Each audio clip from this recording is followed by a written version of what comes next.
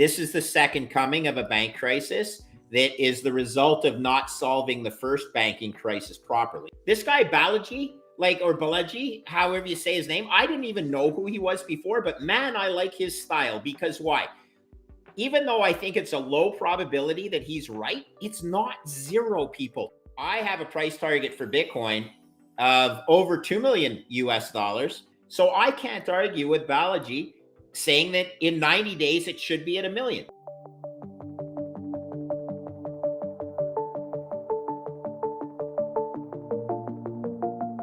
Hey guys, welcome back to Let's Talk Crypto. Greg Foss is a renowned figure in the Bitcoin community, known for his passionate advocacy of the cryptocurrency.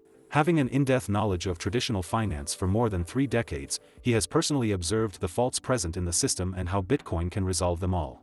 Last week, Foss and Lavish of Looking Glass Education shared insights with Nico Moran of Simply Bitcoin about the US banking emergency, the Federal Reserve's involvement in causing SVB to stumble, and how Bitcoin relates to it all. As per Foss, the banking industry has long been inept and is heading towards collapse. This is where Bitcoin comes into play and thrives. According to Foss, the value of Bitcoin is estimated to hit $2 million sometime in the future, as it looks to secure a portion of the overall financial assets in the world. Belaji Srinivasan, the former CTO of Coinbase, recently bet on Twitter that Bitcoin would reach $1 million within 90 days, sparking a lot of conversation among the crypto community and attention from the outside world. This prediction is not far from Foss' forecast, but it comes with a time limit. Will Belaji win the bet?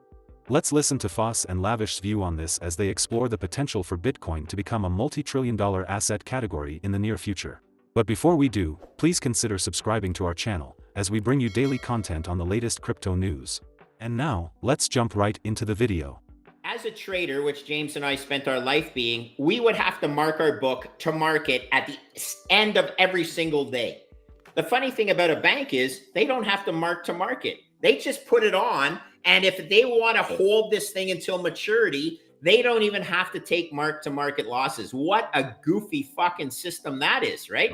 Where, you can be so far offside. Imagine going to your boss, James, and you're like, hey boss, I'm having a really bad year trading. Let's just assume that my book is held to maturity and you're going to award me my bonus this year, not based on how good I trade, based on the fact that I'm pretty certain. But I own treasuries. Yeah. I own treasuries. What a bunch of, this is why banking and bank accounting is so goofy and people don't understand it. And you get some knuckleheads like Kramer saying, well, these guys are really profitable. Jim, they're only profitable because they don't mark their book to market, you stupid fuck. Okay? Don't you understand? You're supposed to mark things to market anyway. All I will say is, people, the banking system is sick. And it's always been sick. It's just that people are wisening up to the true realities right now. A lot of the marginal buying is because of people who are finally waking up to the risks in the banking system. Well, here's the funny thing. I'll make sure that we both stress that this is what Bitcoin was designed for. So don't forget, in 2008, 2009, the Genesis block basically said the chancellor is bailing out banks again, right? So this is the second coming of a bank crisis that is the result of not solving the first banking crisis properly. So let's understand that Satoshi had a vision that he needed to have a lifeboat. And luckily we do have that lifeboat. Is it all the marginal buying doing to that? No, it can't possibly be. But I'd like to think that a good chunk of it is, because that's what Bitcoin was designed for. And it's performing like it should. Now, here's the crazy thing. James says Bitcoin should be at 50,000. I'm going to be like, I can't believe it's not at 250,000. And by the way, I'm even going to go on record saying this guy Belaji, or Belaji, however you say his name, I didn't even know who he was before, but man, I like his style. Because why? Even though I think it's a low probability that he's right, it's not zero, people. Just please understand what a distribution of possible outcomes looks like. And he's focusing on a tail risk, or in this case, a tail opportunity, because if the system does come down in magnificent fashion, Bitcoin will be at a price of greater than $1 million. When? That's the key. Is it going to be in 90 days? Unlikely, but not impossible. Here's a possibility. Possibility is that the treasury market completely locks up and we get QE infinity, right? I mean, like we talk about they printed about $7 trillion last round.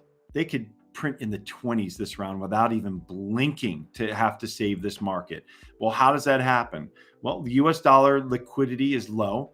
There's a need for US dollars, right? So you have all these international buyers, right? So these sovereign buyers who are not buying treasuries on the margin. Well, what if they step away from one of these large auctions or a number of these large auctions, and the treasury market locks up? We saw what happened the 2-year today. Did you see that, Greg? It tailed by 2.7 basis points. Uh-oh. The 2-year.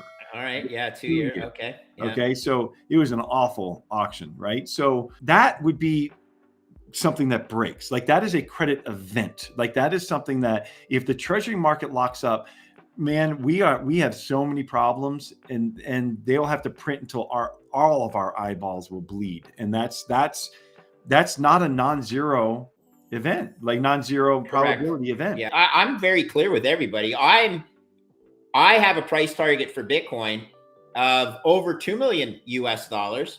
And should it be there? Yes, it should be there today. And the fact that it isn't blows my mind because it's so damn cheap. So I can't argue with Belaji saying that in 90 days it should be at $1 million. Foss is of the opinion that Bitcoin is incredibly underpriced given his 2 million US dollar estimate. Let's hear him explain his reasoning and methodology for this projection. Well, that's my price target, and it's not a limit, but it starts with examining what total global financial assets are in the world and how much Bitcoin can capture from that total addressable market. So total financial assets in the world are 900 trillion US dollars. Okay, that includes all global debt, which is 400 trillion US dollars. It includes $300 trillion of global real estate. It includes about $100 trillion of global equities, and then $100 trillion of other assets like fine art, gold, commodities, currencies. At the end of the day, that's $900 trillion, right? So 400 plus 300 plus 100 plus 100. And I like to think that Bitcoin will capture 5% of that addressable market.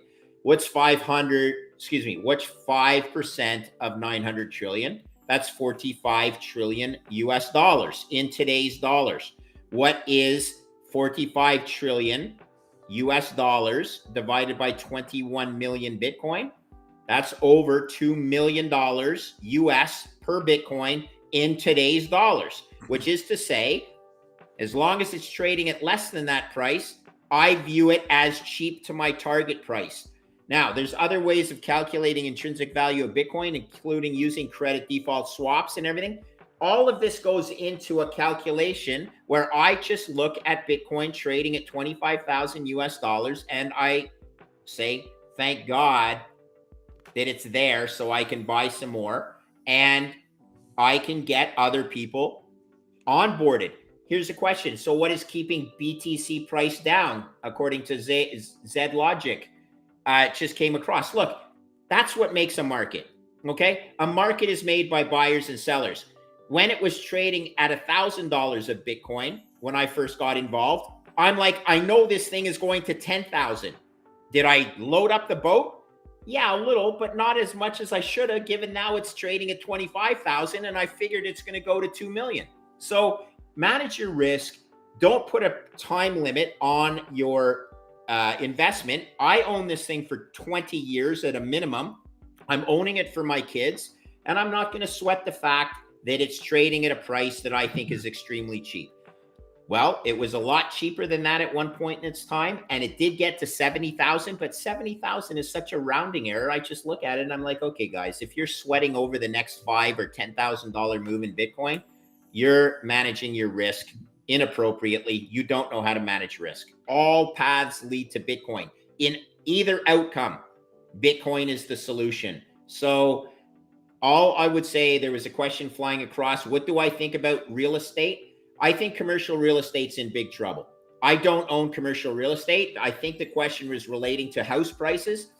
A house, I maintain that a house is a good hard asset, that if you want to own your house, go ahead. You don't have to own 100% Bitcoin. If you want to have exposure to residential real estate as a homeowner over time, you should do well. I'm not saying you'll do as well as Bitcoin. And in fact, there's no way a house is as portable as Bitcoin or as transferable as Bitcoin or as liquid as Bitcoin.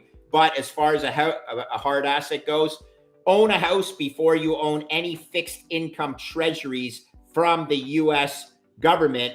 You're a knucklehead if you're funding the fiat Ponzi and you don't own a hard asset like real estate or, more importantly, Bitcoin. Part of me, I feel more nervous about this environment than I ever have, like more anxious about it. And part of me feels so at peace and calm because I own Bitcoin. So it's like I've got this thing going on where I'm maybe shell shocked from my old days on Wall Street and 1998 long-term capital management, and then 2001, and then 2008, and now 2000. It's like maybe that's part of it, but there's just no way around it. It's pure math. And it is all going towards printing more money and debasing the dollar. It's just, it has to happen. And the question is, how rapidly, and does Belaji win his bet or not? And either way we win, okay, guys? Yeah. Because this is truth we're talking, not FOMO. It's based on mathematics. It's not based on anything else. It's 100% certain the US dollar will debase. 100% certain. You very rarely get 100% certainty in your life. Well, it's 100% certain the US dollar is going to debase. Plan accordingly. Over the past 2 weeks, Balaji's prediction of a $1 million Bitcoin price in 90 days has been hotly debated. What seemed like an outlandish prediction a few months ago suddenly seems somewhat plausible in the light of recent events, leaving many to reconsider their views on it and give it more credibility. Although a majority of experts agree with the prediction, the timeline may be slightly off. Nevertheless, the forecast is still seen as accurate. What do you think of Balaji's 90-day prediction and Foss's forecast of $2 million for Bitcoin? Let us know in the comments below. If you enjoyed this video, please make sure to give us a like and subscribe. Thank you so much for watching. This is Let's Talk Crypto, and we'll see you in the next video.